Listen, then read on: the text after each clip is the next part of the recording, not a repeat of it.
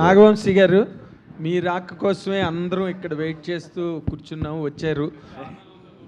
We are very happy. ఇప్పుడే నాగార్జున గారు మీ గురించి మాట్లాడుతూ, నేను ప్రతి 6 నెలలకు ఒకసారి దొరుకుతా, మీకు నాగార్జున గారు దొరికారు, మీరు చక్కగా ఆయన్ని కాదు నాగార్జున గారు భక్తి సులభుడు, జర్నలిస్టులందరికీ చాలా సులభంగా యాక్సెస్ అయ్యే మనిషి. ఎప్పుడు వెళ్ళినా స్టూడియోలో ఉంటే మాట్లాడతారు. ఇక్కడ పాయింట్ ఏంటంటే Q&Aకి పెద్ద హీరో దొరికారు మీకు చాలా రోజులతో. అది it is a great feast for the media, there is no doubt about it. Nagarjuna garu రావడం అన్నది పైగా just before the release, that's all a good thing. ఇక్కడ ఇందాక మీరు వచ్చే ముందు నాగార్జున గారు ఒక మాట చెప్తూ, అంటే వంశీ చాలా సినిమాలు ప్రొడ్యూస్ చేస్తాడు, డిస్ట్రిబ్యూట్ చేస్తాడు, ఆ గేమ్లో ఉంటాడు, కాబట్టి his verdict or judgement opinion whatever that is always special అన్నట్టుగా ఇప్పుడు మాట్లాడారు about the present trends and everything. ఇప్పుడు జస్ట్ ఏ డే హెడ్ రిలీజ్కి దగ్గరలో ఉంది. What is your as far as mass appeal from Akhil is concerned, mass audience hook అవడానికి ఈ సినిమాకి ఎలాగా అన్నది మీకున్న కాన్ఫిడెన్స్ ఏంటి, మీకున్న ఒపీనియన్ ఏంటి సార్ దీని మీద? ముందు అఖిల్ తెల్లగా కనిపించట్లేదు స్క్రీన్ మీద, అదే చాలు మాస్ ఆడియన్స్కి ఫస్ట్.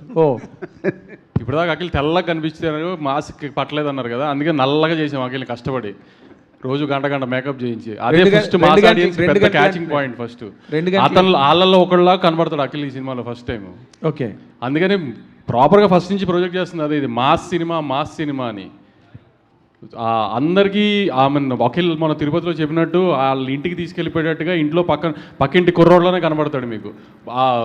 నాగేశ్వరరావు గారు మనవడు, నాగార్జున గారు అబ్బాయిలాగా పెద్ద డబ్బులు ఉన్నోళ్ళ కనబడ్డా మీకు. ఇంటికి తీసుకెళ్ళాలనుకున్నట్టు లో మెయింటెనెన్స్ కుర్రోడ్లోనే కనబడతాడు. ఓకే, అదే మెయిన్ మాస్ అపీల్ సినిమాకి.